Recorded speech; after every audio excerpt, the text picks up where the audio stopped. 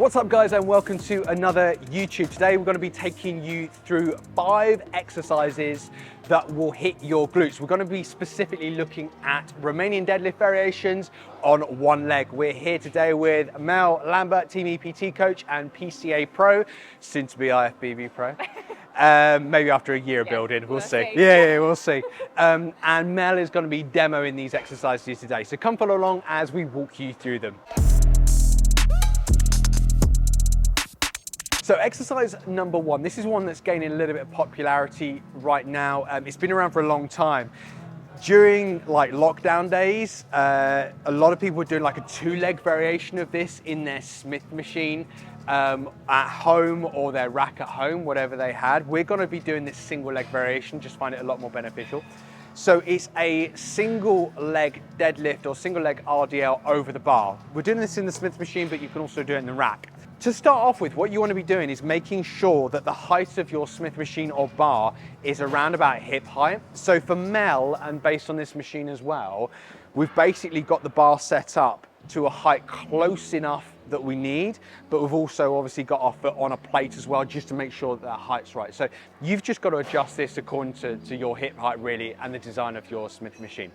So we're going to be doing a single leg variation of the RDL. We're going to be using a contralateral variation. So a contralateral variation basically means the dumbbell is in the opposite hand to the foot or the leg that's working. You can also do this on the same side.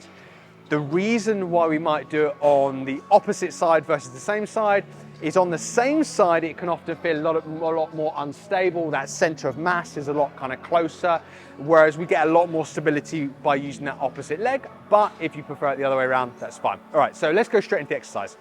So single leg, the opposite leg to the hand with the dumbbell is working. So think of this as a bit of a hybrid between like a single leg back extension and a hip thrust at the same time. So you're pressing your hip up against that bar. So when you get to the top, Mel, just kind of keep that upper back a little bit rounded and drive your glute into that bar.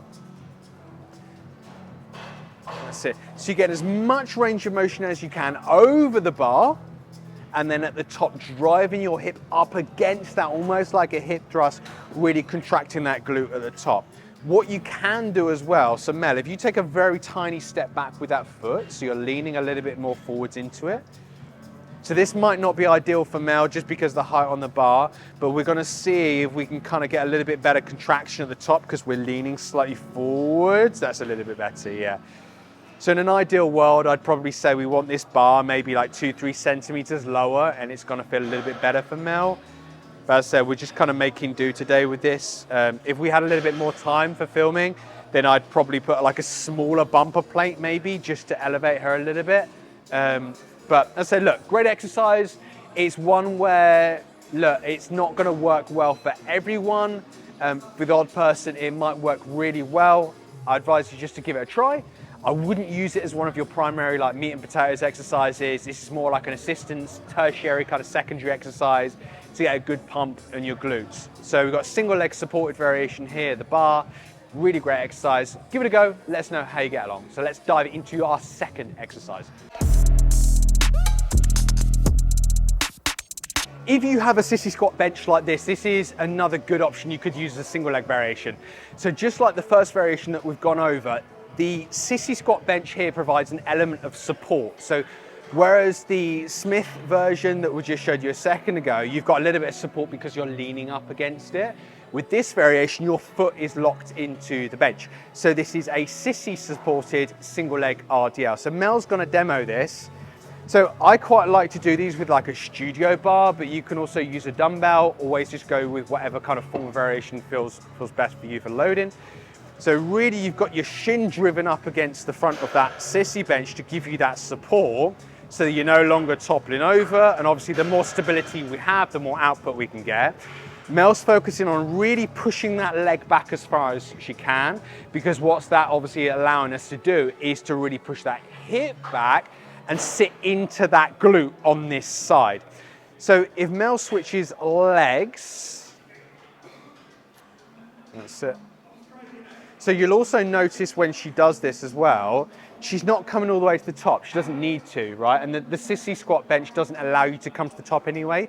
So think of these as more working that stretch, which you can see more that side with that glute, really pushing, sitting back into that glute.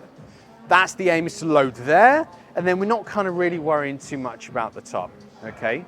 So that is a Sissy bench supported single leg RDL.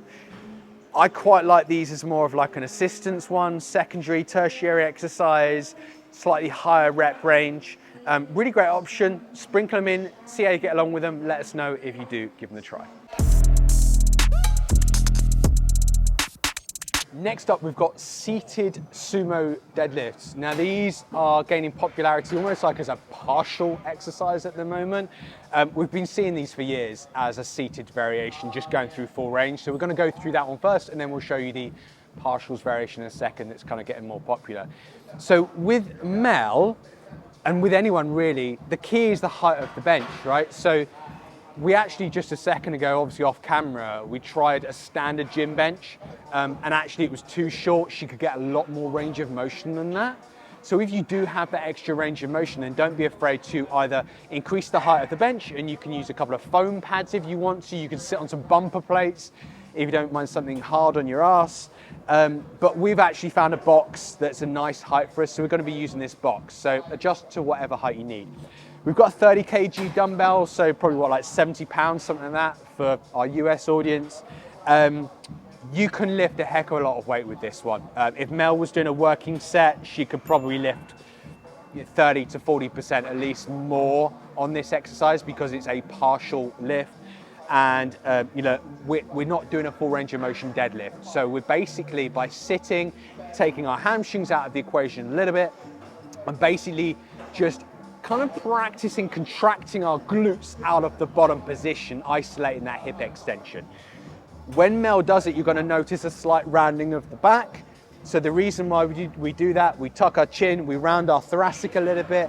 It means we don't get as much extension in that lumbar. If we don't get as much extension in that lumbar and it flattens it out, we're not working those spinal erectors so much, and we're kind of targeting our glutes just a little bit better. So you're going to notice a little bit of rounding going on.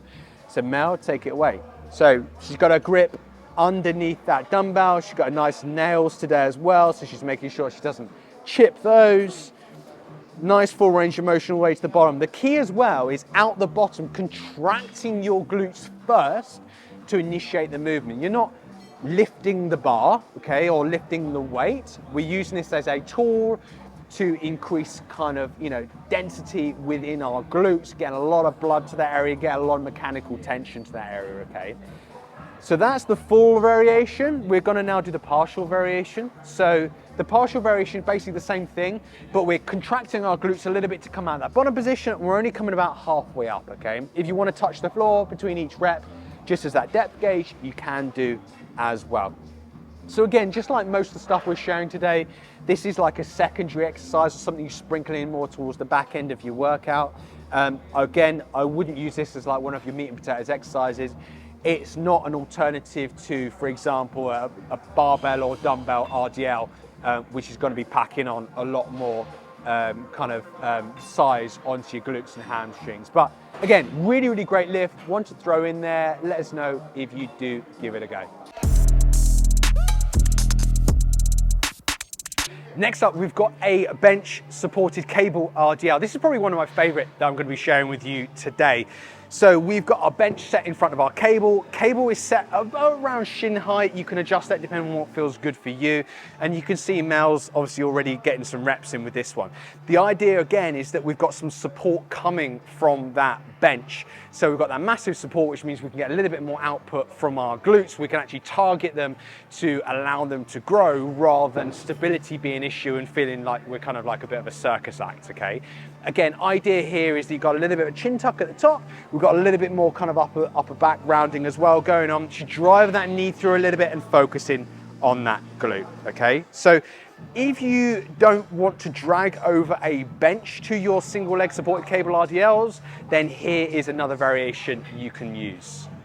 So if you don't want to drag over a bench, here's another way to do them. So Mel's demoing on the other leg on this one because she's tired from doing the other side. So you can use a dowel, right? So a dowel or something like an unloaded studio bar. And obviously that's providing you with an element of support stability as well. Obviously not quite as much as using a bench, but it's a lot easier to find one of those, drag one of those over instead of dragging a bench all the way over to the cable. So that's another good option. You can also, if you have access to one of these, is use a long foam roller. These aren't, you can just relax, Mel. These aren't great for a lot of things. I don't know why a lot of gyms have them, to be honest. They've already used the long ones. But for this purpose and to have that element of stability and having that there, then it can also be used. I would tend to prefer the dowel, a little bit more stable, but that can also be another option. So there you go, single leg supported cable RDL, give it a go. Final exercise we're going to be sharing with you is a belt squat RDL. There's kind of a few nuances to this one and how to set this one up. A lot of people have tried it, don't get along well with it, but I think it's because their setup isn't correct. So we're going to be taking you through this one. So if you've got a belt squat machine, really great one to use on the machine instead of just doing your standard belt squats, okay? So what we've done here, we've attached a chain.